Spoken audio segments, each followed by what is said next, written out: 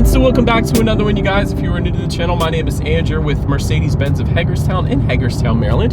For more information on our inventory, please feel free to check out the link in the description box below. As said, today we're in the brand new 2024 Mercedes-Benz AMG GT 55 Coupe because this is a relatively practical two-door coupe, believe it or not, and this is all new for the 2024 model year as well. So ultimately in this video, we will be testing out and going over everything about this one. So having said that, what do you guys say? Let's just go ahead and jump right into it. And as always, let's start with pricing. And so MSRP for the AMG GT 55 will start at $134,900. Of course, there are so many different options for this one. I believe ours is priced right at just a little bit above $160,000. But regardless of the configuration that you go with, the power plant for the GT 55 is going to be the same. Powering this beast is a handcrafted AMG 4-liter bi-turbo V8, putting out 469 horsepower at 5,500 RPM, 516 pound-feet of torque, coming in at right around 2,500 RPM. Power sent to all four wheels through the Mercedes 4MATIC all-wheel drive system. Love seeing that.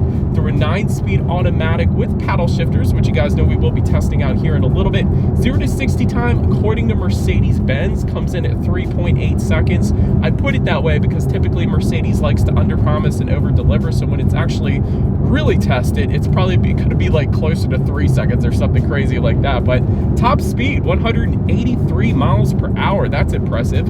With MPG numbers coming in at 13 in the city, 20 on the highway, taking premium unleaded fuel. And so before we do any kind of fun paddle shifter or acceleration test here on our GT55, did want to mention to you guys the drive mode. Drive modes are actually located all on the steering wheel.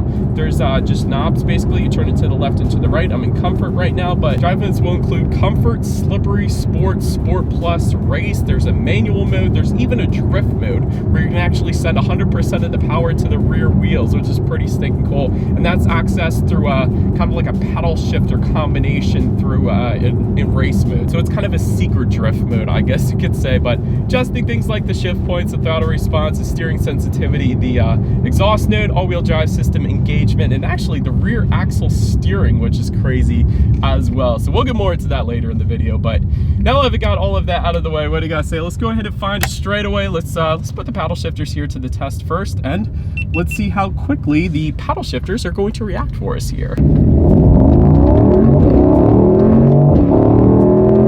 Yep, they're absolutely insane. Instantaneous, as you would expect from any AMG, or really any Mercedes for the most part. So that is insane. That acceleration was pretty crazy too. But we got to do the acceleration one more time because I got to give back full control to the AMG GT 55 here. And yeah, let's see how quickly we can get this one here up to speed. All right, found her straight away in 3, 2, 1, go. Oh gosh.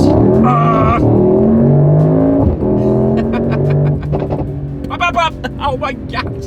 Did you guys hear that? Oh man, hang on. Let me see if I can do it again. Off. Just a little one. Dang, that was insane, man. There's pops on the exhaust note. I cannot wait till the exhaust clip later in this video, so make sure you watch the entire video because there will be an exhaust clip, I promise you.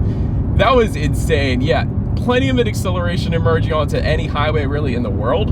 And yeah, that exhaust note, I think it was that really impressed me the most. And I love this microfiber steering wheel too. There's several different steering wheel options. We'll get more into that as well later in the video, but that was an incredible acceleration for the AMG GT 55. I'm gonna go ahead and put it back in comfort driving mode because I want to test out kind of the ride quality later here too. But anyways, to go along with that acceleration, as always, braking is equally important. So up front, you will find 15.4-inch perforated front disc with 6 piston front calipers, the back 14.2-inch perforated rear disc. And believe it or not, yellow brake calipers actually do come standard, but there are optional black brake calipers, and that's actually a free option if you wanted to go that route. But carbon ceramic braking system that goes for $8,950 if you wanted that.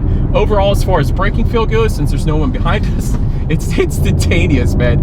Very firm braking feel, instantly brings you to a stop as expected in a car like this, so I love it. But anyways, Then touching on suspension and handling, up front you're going to get an independent multi-link front suspension, in the back independent 5-link rear suspension, but also an adaptive suspension system with anti-roll technology. So essentially it monitors each shock absorber individually, not only adjusting to the road imperfections, giving you a smoother ride, but it also tightens up that suspension during heavy cornering, giving you better handling as well. And again, with the anti-roll technology, if you're taking the turns a little bit quick on some back roads, that's going to assist with the body roll, giving you a much more planted feel and better handling overall. So as far as ride quality goes, since I just put it in that comfort driving mode, like I said, it's actually very nice right now in comfort driving mode, so absolutely no issues there. This is kind of like a touring coupe, really, so plenty of ride quality in this thing. But one thing I did want to mention, though, because this is one of my favorite parts too, if I were to change it up, put it in the Sport Plus driving mode, this steering feel is weighted so much on the heavier side of things, it instantly points you in the direction that you want to go. I love the steering feel in this thing, so incredible handling, incredible steering feel, so well done Mercedes for that. Well done AMG probably for that, I should say. As far as cabin noise goes, we're going 29 miles per hour right now, so this is a little bit of road noise, I will say that, but it's nothing that would bother me. But what I really like, quite honestly, is that exhaust note. That's a noise that I could definitely get used to. I 100% absolutely love that, so no issues with the cabin noise for me. But there is one added thing that the AMG GT55 has that most vehicles do not, and I wanted to mention that to you guys. That is called active rear axle steering. I first saw that actually on a Maybach S-Class, and that actually comes standard on this one, believe it or not. So essentially at under 62 miles per hour, the rear wheels are going to steer as well up to 2.5 degrees opposite the front wheels, essentially for a better turning radius. So that is pretty darn cool. I love that feature, and like I said, I'll try to show that to you guys with some B-roll here, but it's a pretty cool freaking feature. Like I said, it's a luxury feature, and that kind of adds to what I've been saying is this is a sports car, but it's like a touring sports car. So I don't know, I love it. Anyways, then touching on rear visibility, I can actually see perfectly fine out the back, believe it or not. Like a lot of coupes, like the 370Z or the new Z even, or the C8 Corvette that I drove, the rear visibility is really pretty bad.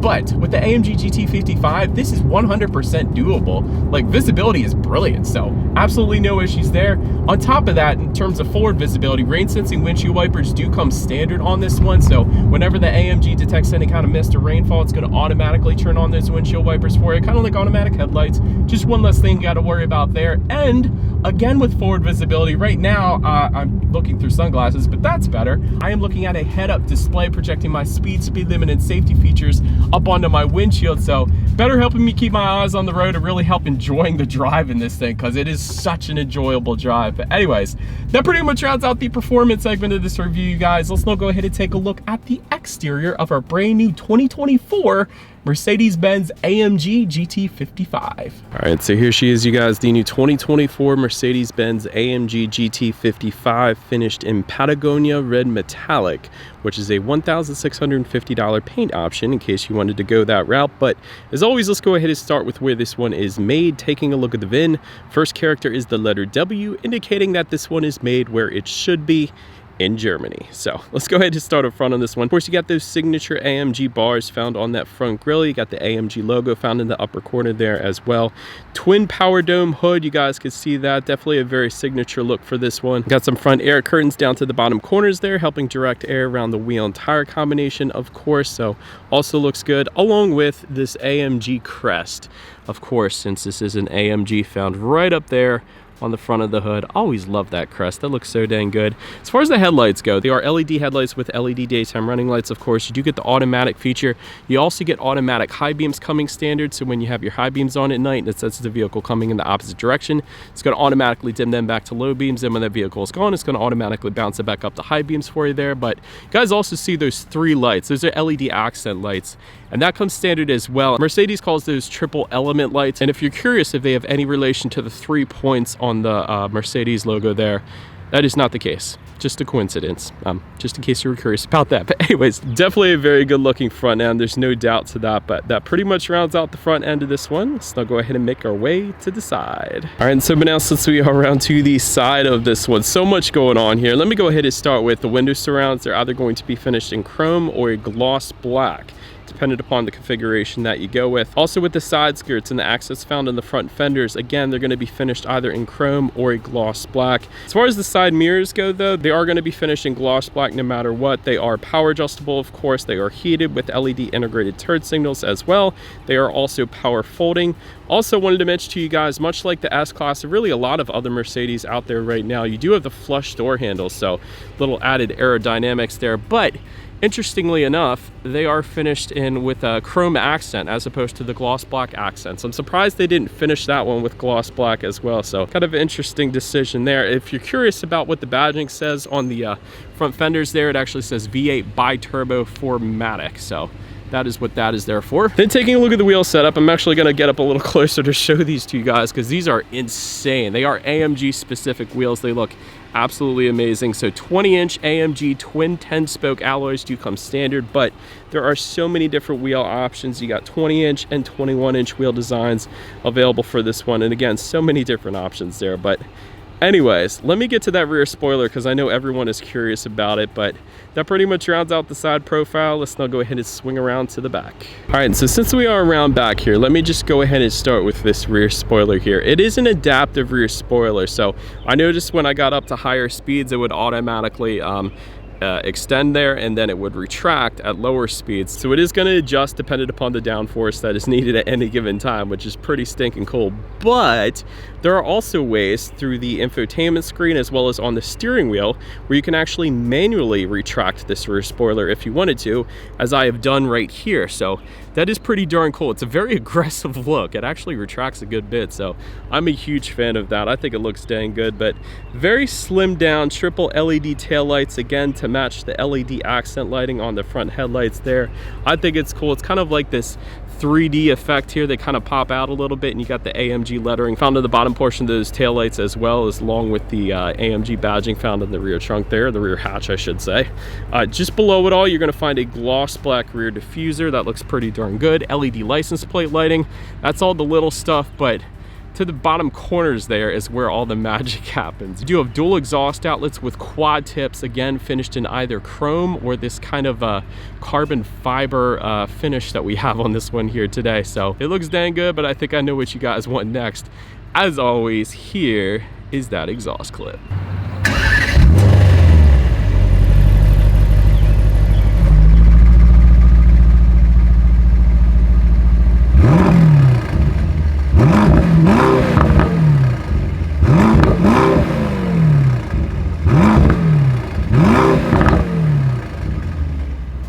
And so now, since we are around to the back of the AMG GT55, when it comes to opening that rear hatch, it is actually a hands-free power hatch, believe it or not.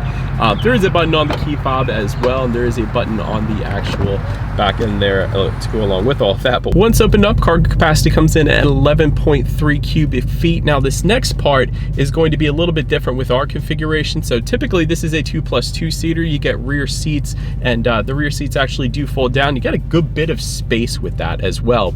But there is a package that eliminates those rear seats for weight savings. That's what that's done for. We actually have that package so that we got no rear seats, and those rear seats do not fold down, unfortunately. So a little less practicality, a little more weight savings, a little quicker acceleration, I guess you could say, in this particular spec. But just wanted to mention that you do have a lot more practicality with the rear seats because they can actually fold down. But there's tons of stuff going on in that cargo area. You got LED cargo lighting, you got tons of straps, you got chrome plated tie-down anchors. You actually have a grocery bag hook back there, which I was surprised to see. There's actually a 12-volt power outlet. Then if you were to lift up underneath of that cargo floor, you're going to find all the tools needed to do a fix-a-flat basically. So quite a bit going on back there, and everything was finished in like this nice carpeting finish in the cargo area as expected as well. But then making our way up to I'll call it the rear seats, although we don't have them, kind of just a storage area in our particular configuration. You got a little bit of netted storage down below, but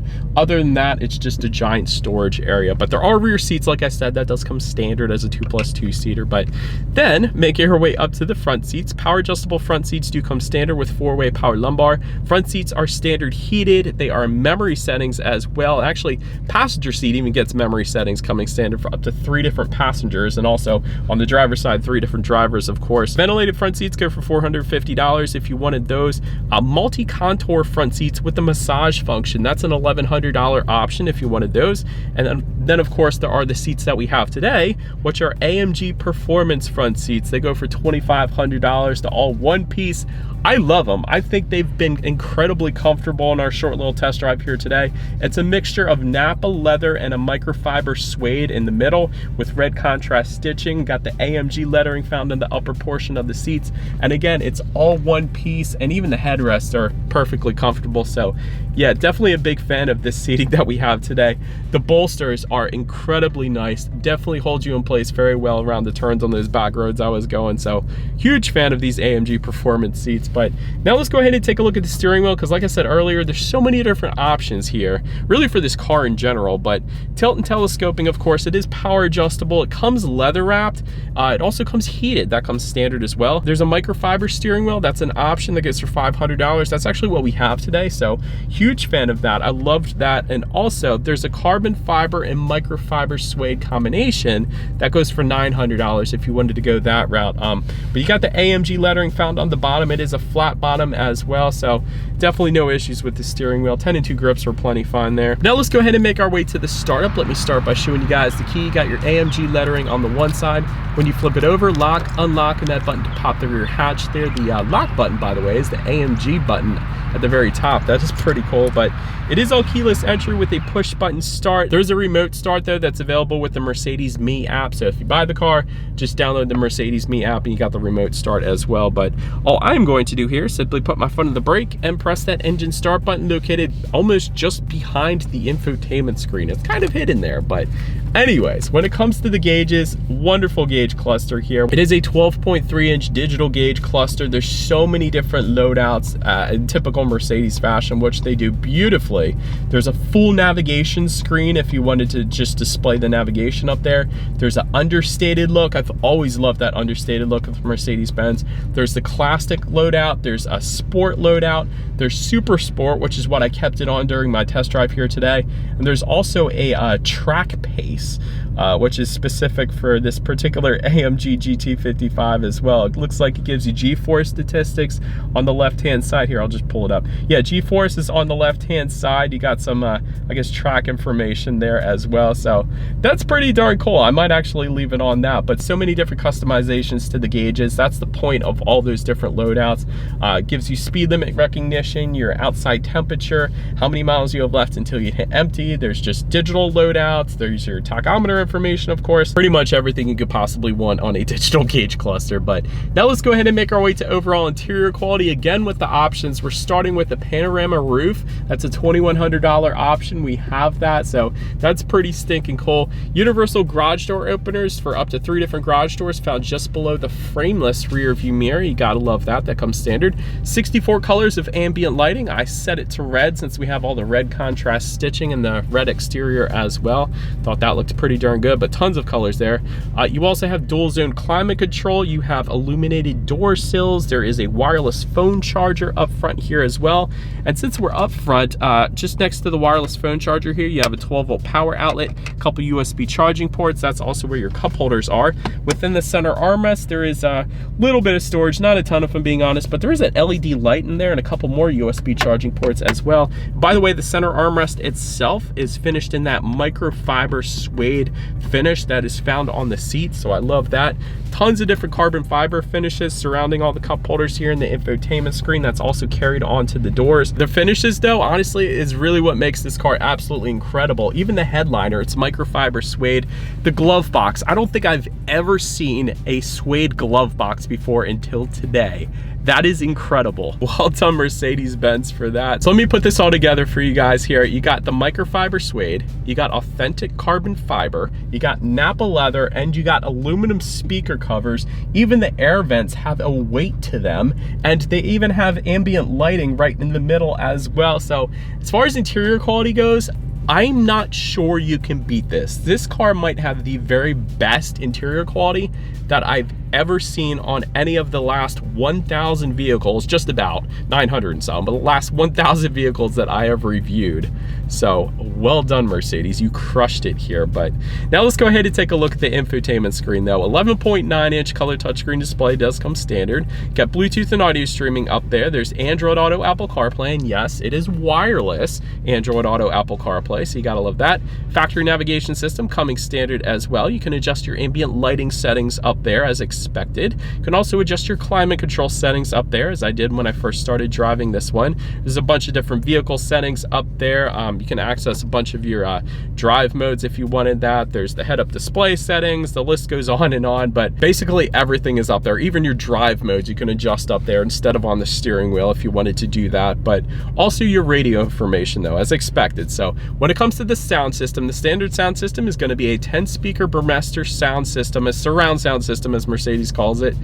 600 watts, 16-channel digital amplifier then. So having said that, what do you guys say? Let's go ahead and turn on the radio. Let's see what we got playing today, and let's test out the clarity of this one. Honestly, I think we just need Jesus. All right, for one, incredible song. I love that song, but also incredible bass. Like the bass was just left rumbling there.